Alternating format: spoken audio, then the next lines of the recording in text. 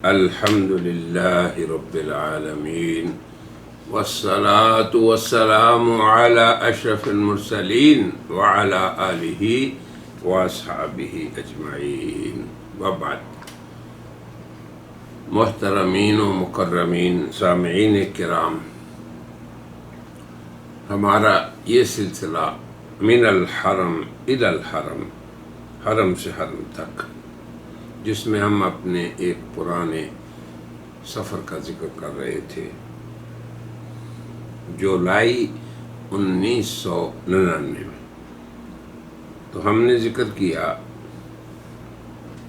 کہ 24 تاریخ کو مسجد الساجدین بلیک بن میں ایک تقریب جو نکاح کی تھی، اس سے قبل مسجد ہی میں ایک تقریب سیرت طیبہ کی بھی تھی۔ حضرت مولانا مکی حجازی صاحب نے ایک جامع پروگرام اور ایک جامع خطبہ یا خطاب سیرت پہ کیا، جس میں حضرات صحابہ کے قابل تقلید نمونوں کی طرف بھی اشارہ کیا، اور اسلام کی سلامتی اور امن اور دنیا میں اس امن و آشتی کو پھیلانے کا بھی ذکر کیا۔ اب غزوہ تبوک کی بھی وہ بات کر رہے تھے کہ اطاعت رسول اور حضرات صحابہ، چونکہ صحابہ کے بارے میں اللہ کا حکم ہے کہ ہم اس طرح رسول پر ایمان لائیں جس طرح وہ لائے، اس طرح رسول اکرم صلی اللہ علیہ وسلم سے محبت کریں جس طرح انہوں نے کی، اس طرح ہم ان کی اطاعت کریں جیسے انہوں نے کی۔ تو وہ ہمارے لیے نمونہ ہیں۔ کس چیز میں؟ محبت رسول میں، اطاعت رسول میں، رسول اللہ کی تعظیم میں، ہر کام میں۔ تو انہوں نے غزوہ تبوک میں یہ ذکر فرمایا کہ 30,000 کی نفری تھی مسلمانوں کے لشکر میں۔ اب 30,000 لشکر کا راشن، کھانا پینا جب تیار ہوتا ہے تو بڑا اس پہ وقت لگتا ہے، بڑا اس پہ مادی اسباب صرف ہوتے ہیں، مگر ہوا یہ کہ کھانے سے پہلے جو ہنڈیا میں پکا ہوا گوشت تھا، اس کی حرمت کا حکم نازل ہو گیا۔ یہاں ہے اصل اطاعت رسول کا نمونہ۔ تو اسی سفر میں گدھے کے گوشت کی حرمت کا حکم نازل ہوا، اور یہ حضرات میدان یوں سمجھے جہاد میں تھے۔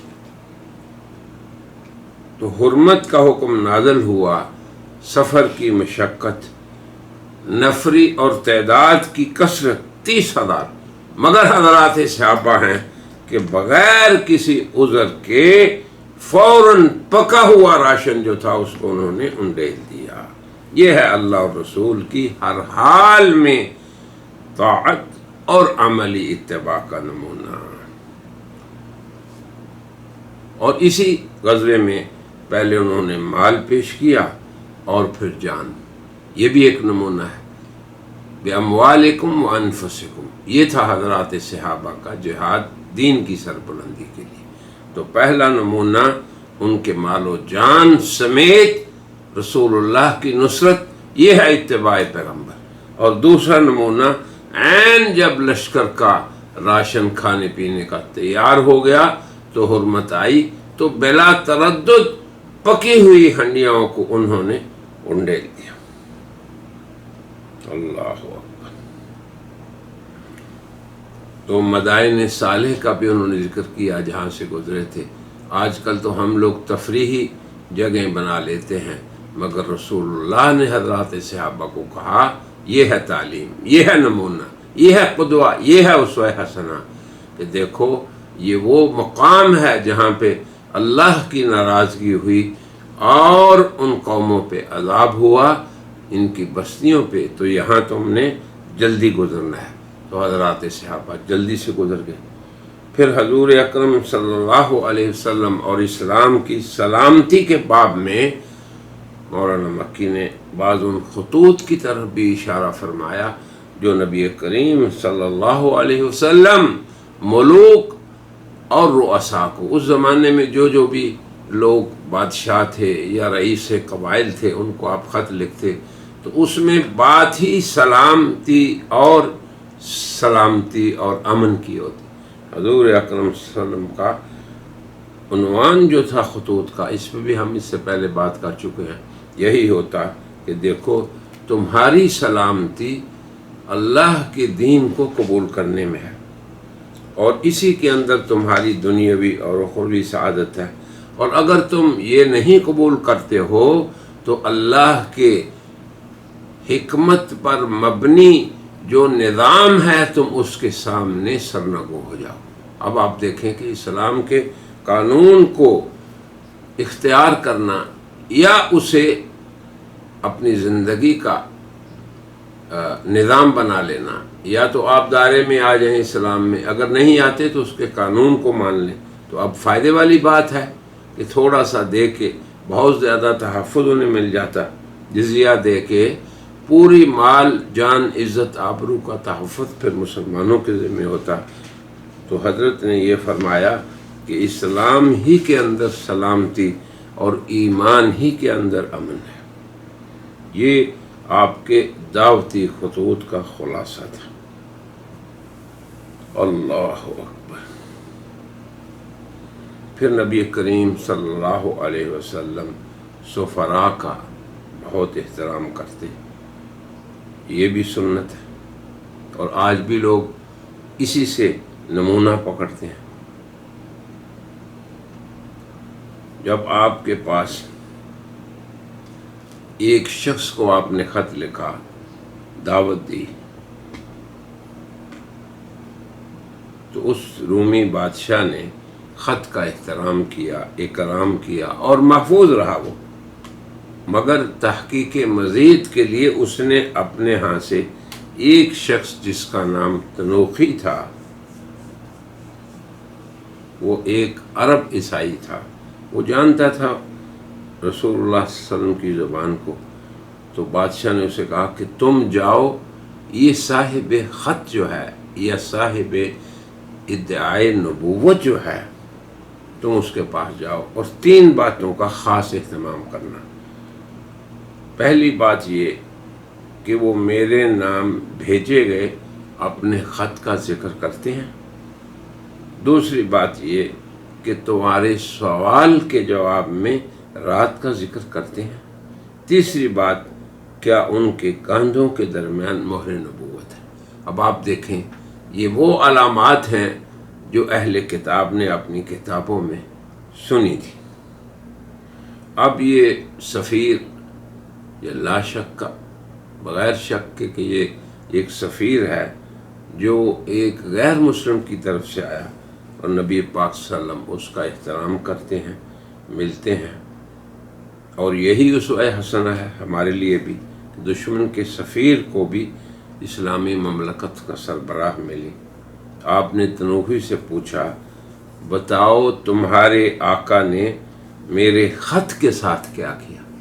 اب وہ خط رسول اللہ نے اسے لکھا تھا اور اس نے ادب کیا، بے شک ادب کیا، کسریٰ کی طرح یہ بادشاہ تھا، اس کو پھاڑا نہیں، ادب احترام کیا۔ اس نے کہا کہ میرے بادشاہ نے خط آپ کا پڑھا اور عزت و احترام سے محفوظ کر لیا۔ حضور نے فرمایا اللہ اس کے ملک کو محفوظ رکھے، مگر کسریٰ نے میرے خط کو ٹکڑے ٹکڑے کر دیا، اللہ اس کے ملک کو ٹکڑے ٹکڑے کر دے گا۔ تنوخی نے سوچا کہ پہلی بات تو ہو گئی، پہلی نشانی جو میرے بادشاہ نے کہی تھی وہ تو آپ میں موجود ہے۔ پھر حضرت صلی اللہ علیہ وسلم نے جنت کی وسعتوں کو بیان فرمایا، تو تنوخی نے کہا کہ اگر جنت کا عرض آسمان و زمین جیسا ہے تو اس کا طول کتنا ہوگا اور وہ کہاں ہے؟ تو آپ نے فرمایا اس وقت دن ہے تو رات کہاں؟ تنوخی نے کہا دوسری نشانی میں ہو گئی۔ پھر اس نے چند روز قیام کی اجازت چاہی، آپ نے منظور فرما لی۔ ایک روز اسے کہا تنوخی آؤ اور تیسری نشانی مہر نبوت بھی دیکھ لو۔ تو یہ اعجاز پیغمبر ہے، اللہ جب چاہیں اپنے نبیوں کو ان چیزوں پہ مطلع کر دیں جو غیب کی چیزیں ہیں۔ اب رومی سفیر اپنے بادشاہ کے پاس پہنچا اور تمام مشاہدات جو تھے ان سے آگاہ کر دیا۔ قیصر روم نے اپنے سفیر کی بات سن کے یہ یقین کر لیا کہ یہی وہ خاتم النبیین ہیں جن کی بشارتیں ہماری کتابوں میں موجود ہیں۔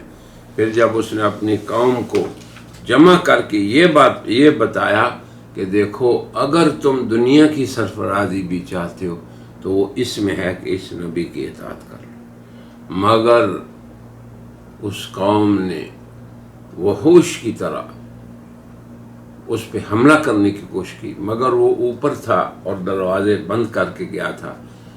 بس قسمت کی بات تھی کہ اس نے حق کی بجائے بادشاہت کو ترجیح دی اور قوم کو کہنے لگا میں نے تو تمہارا امتحان لیا تھا کہ تم اپنے دین میں کتنے پکے ہو۔ دراصل باری تعالیٰ کا ارشاد ہے وَآثَرَ الْحَيَاةَ الدُّنْيَا، جس شخص نے دنیا کی زندگی کو ترجیح دی حق کے مقابلے میں، تو یقیناً پھر اس کو ہدایت تو نہیں ملتی۔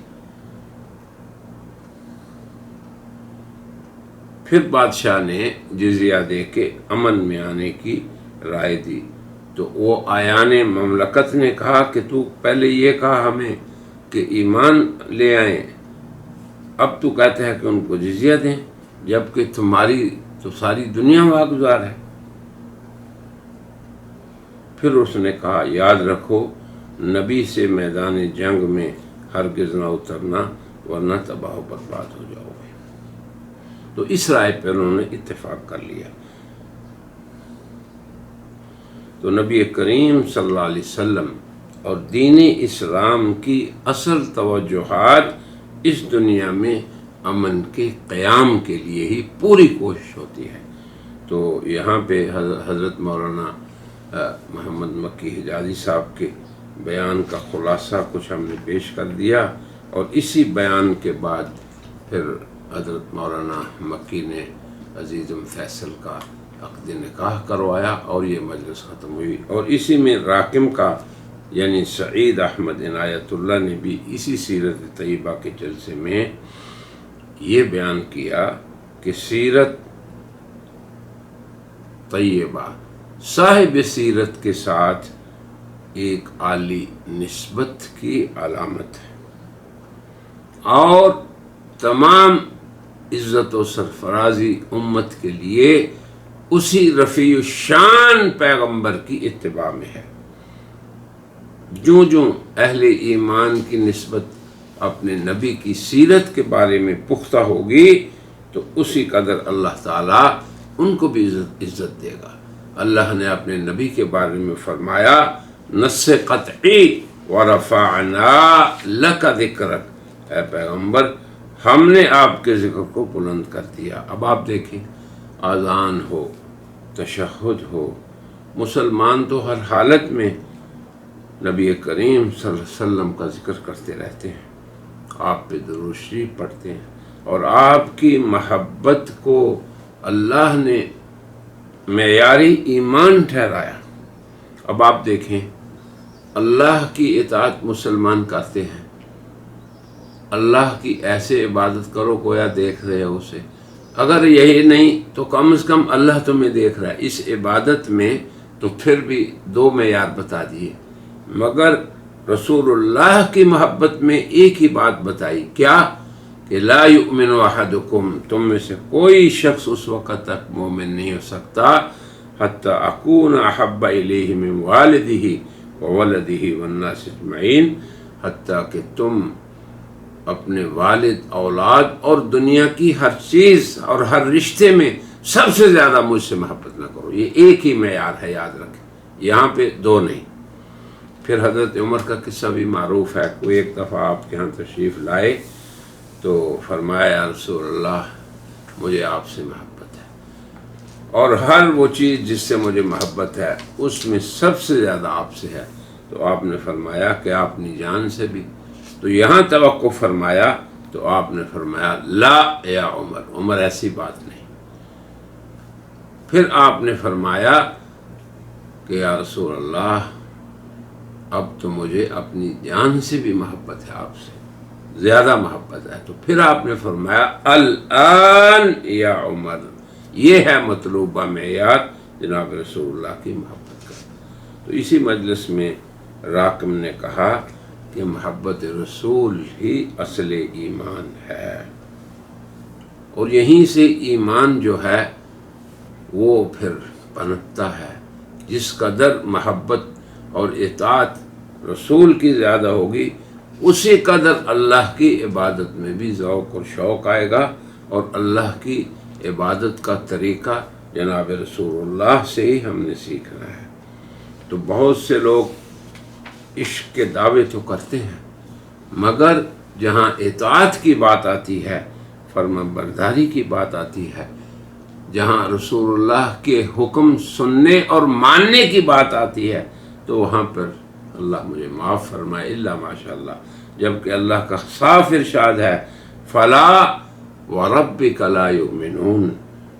اللہ فرما رہے ہیں اے نبی مجھے آپ کے رب کی قسم، یہ لوگ اس وقت تک مومن نہیں ہو سکتے جب تک کہ اپنے ہر فیصلے میں، اب دنیا کے اندر ہمارے گھروں کے فیصلے ہیں، ہماری جائیدادوں کے فیصلے ہیں، ہمارے وارثوں کے بارے میں ہے کہ اس کا یہ حق ہے، مرد کا یہ ہے، عورت کا یہ ہے، باپ کا یہ ہے، بیٹی کا یہ ہے، بھائی کا یہ ہے، تو ان فیصلوں میں ہم جناب رسول اللہ کے فیصلوں کو اپنے اوپر تسلیم کریں اور لاگو کریں اور چالو کریں، تب ہم مومن ہیں۔ اب آپ کو پتہ ہے کہ حضرت عمر رضی اللہ عنہ کا قصہ کہ ایک شخص نے آپ کے فیصلے کو قبول نہیں کیا، تو حضرت عمر رضی اللہ عنہ نے فرمایا یا رسول اللہ اس منافق کی گردن میں کاٹ دوں، اور پھر حضور کا ارشاد ہے المرء مع من احبہ، کہ جس سے محبت ہوگی انسان آخرت میں اسی کے ساتھ ہوگا۔ تو نبوت کی معیت اصل میں خواہشات نفس اور اپنے معاشرے اور ماحول کے اندر جو ہماری عادات اور رواجات ہیں ان کی قربانی چاہتی ہے۔ یاد رکھیں، اب غمی اور خوشی میں جیسے ہم نے پہلے ذکر کیا کہ اہل استقامت وہ لوگ ہیں، اہل محبت وہ لوگ ہیں، محبت رسول میں سچے وہ لوگ ہیں جو نبی کریم صلی اللہ علیہ وسلم کی سنت حسنہ کو قائم کرنے والے ہیں۔ تو بہرحال ہم نے مختصر ذکر کر دیا۔ 24 تاریخ کی جو دن تھا ہمارا یہ آخری پروگرام تھا بلیک برن میں، اس کے بعد حضرت مولانا مکی صاحب نے اختتام مجلس پہ فیصل شعیب کا نکاح عبدالرشید بداد آف لیسٹر کی دختر سے پڑھایا، اور یہ تقریب اختتام پذیر ہوئی۔